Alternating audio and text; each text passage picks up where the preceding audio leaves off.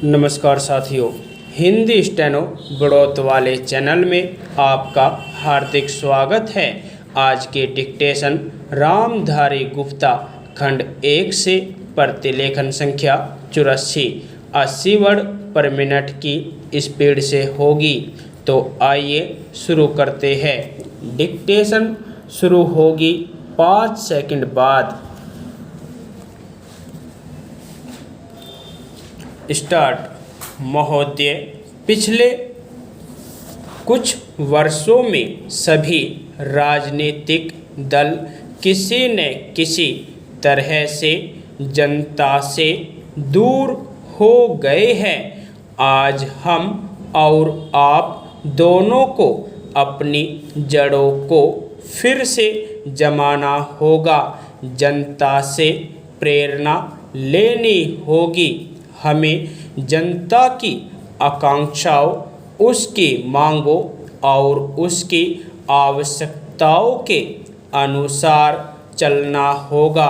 अपने देश के विशाल आकार के कारण यह बहुत बड़ा काम है, लेकिन उस आदमी के लिए कुछ भी असंभव नहीं जिसने कुछ करने के लिए कमर कस ली हो। कुछ देशों में लोग चढ़ने के लिए पहाड़ों की ऊंची से ऊंची चोटियों की तलाश में रहते हैं ताकि उनके मन और काम की चुनौतियों का समाधान हो सके। कुछ दूसरे छोटी छोटी नावों में सागरों और महासागरों को पार करने के लिए निकल पड़ते हैं। ये सब असाधारण उद्यम है, किंतु हमारी चुनौतियां तो हमारे दरवाजे पर ही दस्तक दे रही है। हमें ऊंचे ऊंचे पर्वतों पर या गहरे सागरों तक जाने की आवश्यकता नहीं।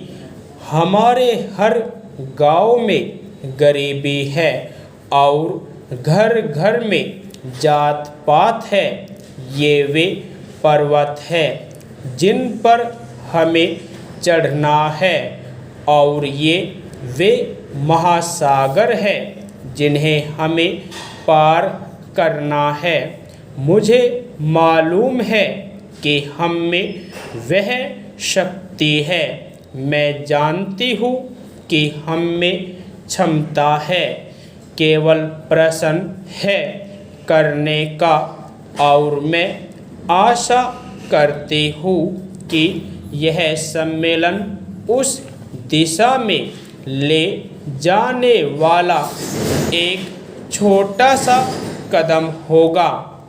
आदमी के चंद्रमा पर पहुंचने के बाद किसी ने कहा था कि वह कदम रखने वाले के लिए छोटा सा कदम है, किंतु मानव जाति के लिए बहुत बड़ा कदम था।